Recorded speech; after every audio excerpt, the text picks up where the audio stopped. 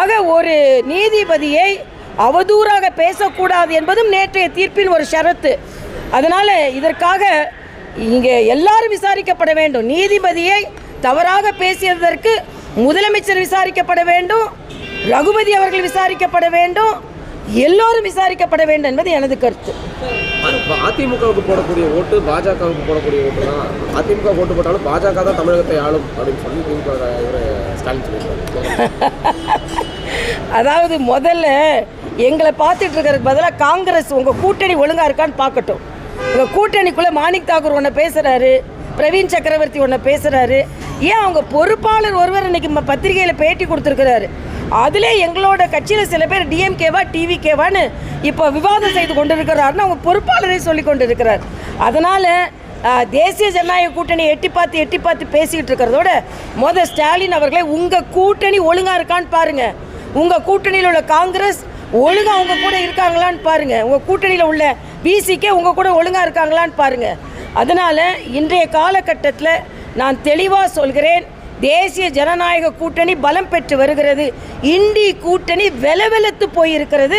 அதற்கு சமீபத்திய நிகழ்வுகள் ஒரு சான்று. இன்னைக்கு பிரவீன் சக்கரவர்த்தி ஒரு பேட்டியில் சொல்லியிருக்காங்க, தமிழகத்தில் தாவேகா விஜய் வந்து அசைக்க முடியாத ஒரு அரசியல் சக்தியாக வளர்ந்துருக்காரு அப்படின்றாரு.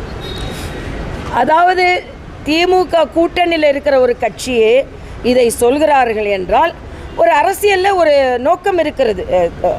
தம்பி விஜய் அசைக்க முடியாத கட்சியா அசைக்கக்கூடிய கட்சியா என்று சொல்வதை விட ஒரு கட்சியாக அவர் இங்கே வந்திருக்கிறார்.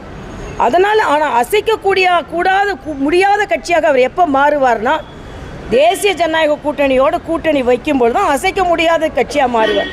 இல்லைன்னா அசைத்து பார்க்கின்ற கட்சியாகத்தான் இருக்க முடியும்.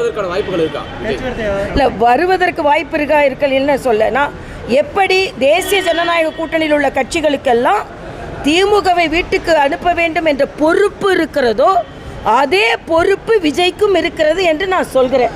ஏன்னா நீங்கள் திமுகவை கடுமையாக எதிர்க்கிறீங்க, திமுக வீட்டுக்கு அனுப்ப வேண்டும் என்று நினைக்கிறீர்கள். அப்படி என்றால் அது தனியாக முடியுமா இல்லை என்றால் அணியாக முடியுமா என்பதை அவர் சிந்தனை செய்ய வேண்டும் என்பது எனது கருத்து. பாமகவை தொடர்ந்து பல கட்சிகள் வந்து அதிமுக கூட்டணிக்கு வரும் அப்படின்னு சொல்லியிருக்காங்க. எந்தெந்த கட்சிகள்லாம் வருவதற்கான வாய்ப்புகள்? பல கட்சிகள், என்னென்ன கட்சிகள் என்று நான் சொல்ல முடியாது. பல கட்சிகள் நிச்சயமாக வரும்.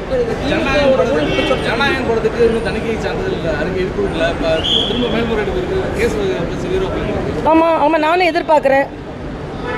நானும் எப்போ தணிக்கை கிடைக்கும்னு எதிர்பார்த்துட்டு தான் இருக்கேன்.